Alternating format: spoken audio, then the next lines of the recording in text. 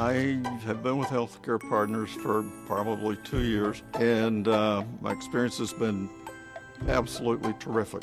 When I go to a specialist, my records follow me.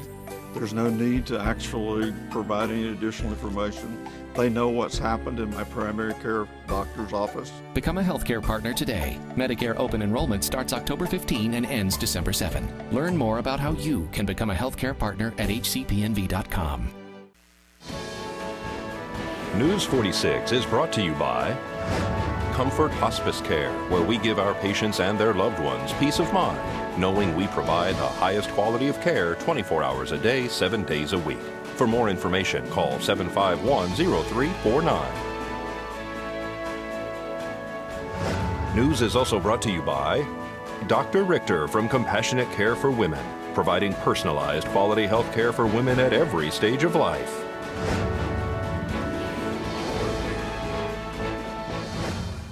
Tonight on News 46, an update is released regarding yesterday's fatal accident. The grandfather of a 2-year-old murder victim speaks out, and a new live political call-in show begins tonight on KPVM. News 46 starts now. You're watching KPVM News 46 with Monique Mitchell. Local coverage from Deanna O'Donnell.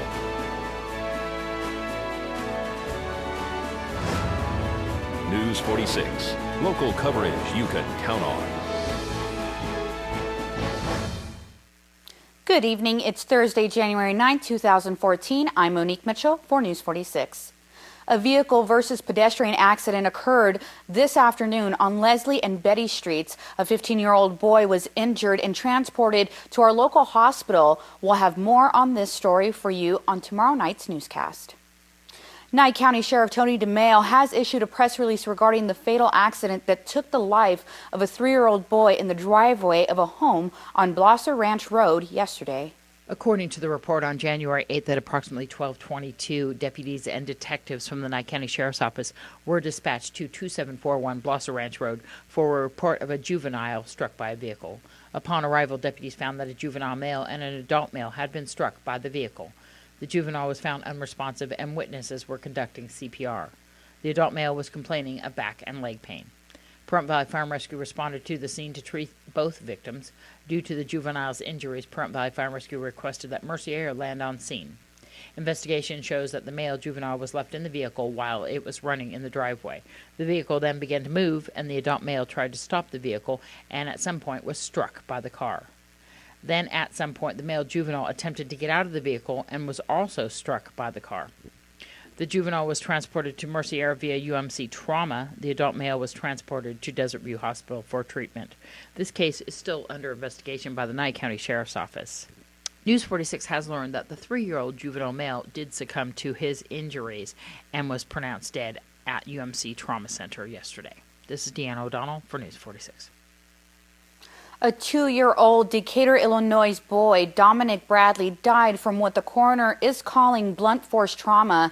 The suspect in this case is 28-year-old Manuel Rodriguez. Rodriguez is now in the Macon County Jail facing a murder charge for allegedly beating the child to death. The grandfather, a local Pahrump resident, Albert Tarragano, talks about the tragedy. Well, he was a happy little boy. He didn't, he played a lot. He played in the park. We got lots of pictures of him. One of my favorites was right after his first birthday. My daughter sent me a really nice picture of him. He had birthday cake all over his face, and his eyes were rolled back in his head like he was on a sugar high. And it was cute as heck, and I just laughed the whole time. I still have it on my computer. What's going on right now? Manuel Gonzalez is charged with the murder of your grandchild, 2 years old. Yeah, he's been charged with murder. I'm not exactly sure what the details were of everything that happened, and I'm not even sure that any details that I have, if I even explained it, I'd be explaining it right. I'm having a hard time fathoming anybody my size, even though he was skinny as a rail, hitting a 2-year-old kid. It boggles my mind. I've been working with kids for, I've been working with our kids' church program and with kids for over 30 years. The coroner says that Dominic died from blunt force trauma. This happened on December 30th in Illinois. Your daughter Lexi is the mother of Dominic and 3 other grandchildren, too, as well. That Right. You have one of them with Manuel.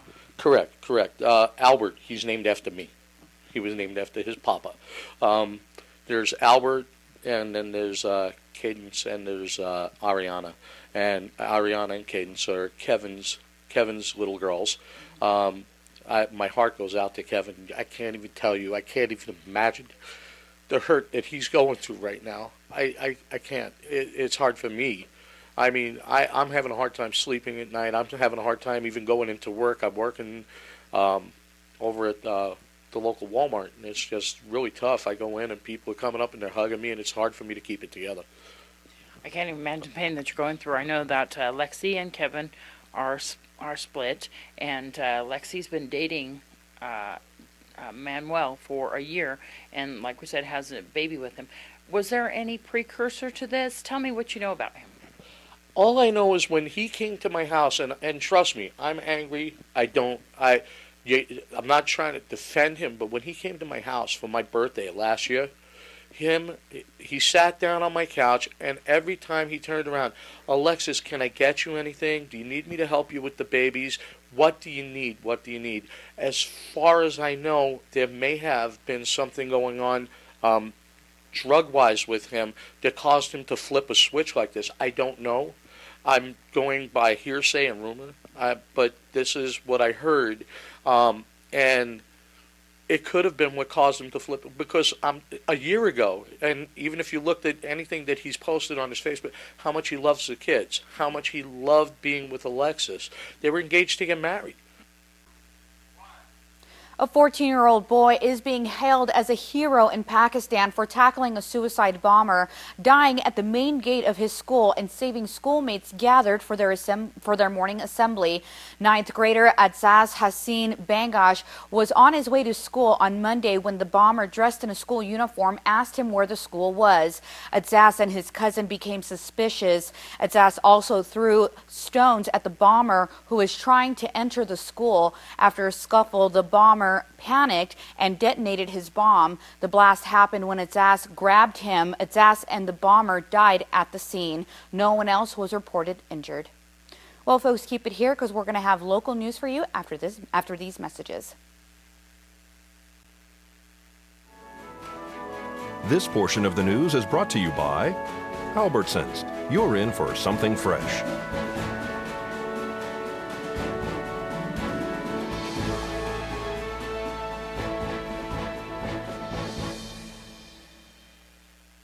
Welcome back to News 46. A local political call-in show begins tonight at 6 p.m. on KPVM TV. Here's the host to tell you more about Political Hot Seat. Okay, Political Hot Seat's going to be a live show that'll be coming on after the news on Thursday nights from 6 to 7 p.m. We will have candidates running for office. We will also have people who are already in office up through until the election day. You will be able to call in live with your question, and they will attempt to answer it, hopefully in the way you wish to hear. But it doesn't always work that way. But anyway, it is going to be a live show, and your call-in will be live. Your question will be on the air, and if you wish, you call in at 727-8750. Once again, 727-8750. Nevada's Medicaid enrollments are higher than expected under the federal health reform. Health and Human Services says the Medicaid caseload has grown by more than 10,000 from September to December. Figures to be presented to the state's health insurance exchange board also show that 74,000 have been deemed newly eligible as of January 5th, when the state expanded its eligibility to include childless adults. That report adds that the majority of people choosing private insurance through Nevada's online web portal are in southern Nevada, which makes up 68% of all policies sold. In contrast, people in rural areas account for just 2%. Well, more than 1,000 gay and lesbian couples took home marriage licenses from county clerks in Utah in the past 2 weeks, but not all of them are legally married. Dozens of couples who were holding off on having ceremonies, many waiting for out-of-town family and friends, are out of luck. The Salt Lake County clerk says the marriage license itself means nothing unless there is a ceremony with an officiator and 2 witnesses. The U.S. Supreme Court decided on Monday to bring a temporary halt to the marriages until the 10th U.S. Circuit Court of Appeals considers the long-term question of whether gay couples have a right to wed in Utah.